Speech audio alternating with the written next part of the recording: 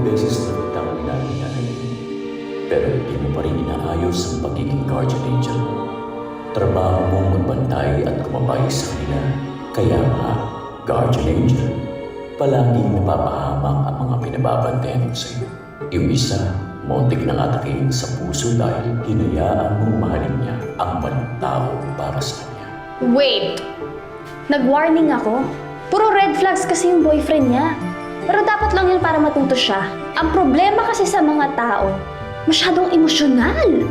Iyak ng iyak, marupok, inuuna ang damdamin. Dahil tao sila, may puso sila, kailangan mo silang intindihin. Empathy, yan ang wala ka. Nakapag-desisyon na. Kailangan mo makaramdam ng empathy para mas magampanan mo ng tama ang pagiging guardian angel mo. Huh? Babawiin ko muna ang pakpak mo at pabababain kita sa lupa para maging tao. At kapag natuto ka na at nakaramdam ng malasakit sa kapwa mo, kusang babalik ang iyong mga pakpak at matik na yan, makakaakyat ka muli dito. Papa G, wait!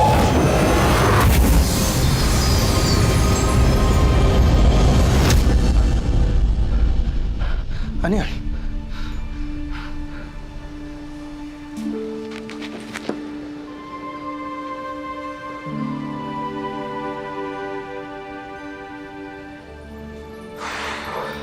Tintip ko lang ata yun.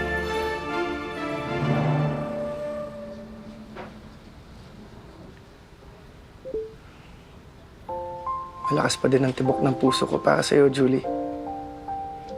Bakit mo ako iniwan? Bakit hindi ka man lang nagpaalam?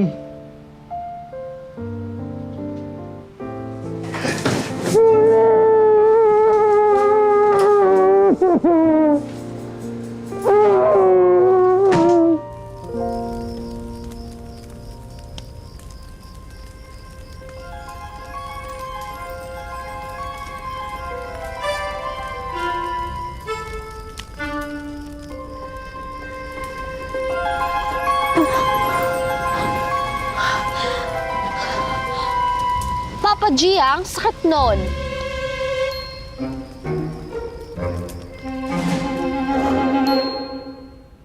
Ay, nako, kay aga-aga. Nakabusangot ka. Malas yan sa negosyo.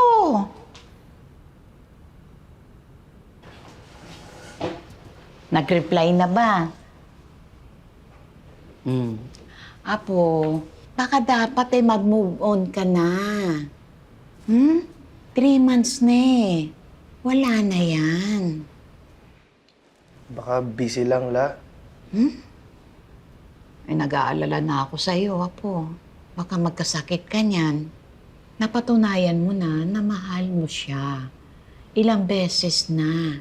Pero kung siya mismo ang sumusuko, aba, Apo, tama na. Tanggapin mo na hindi na babalik si Julie.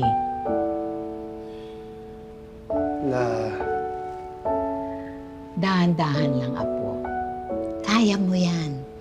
Malay mo, nag-aantay lang sa'yo dyan, yung bigay ni God. Yan ba namang itsura mong yan? At ang bait nitong apo kong to. Naku, sila ang nawalan, hindi ikaw. sige, La. Buksan ko lang ho yung tapsihan. Okay, very good. Sa inyo na po itong kape ko.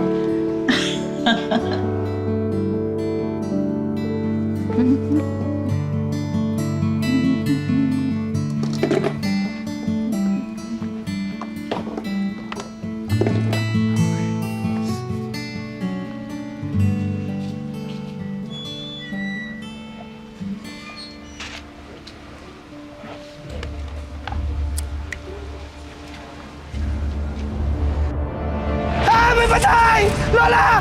Lola! Lola! Ano yun? May patay! May pinatay! Ha? May patay siya? Ha? Ewan, di ko alam. Baka, ito. Oh, sige po, i-check mo. No? Baka may hinga pa yan. Ah!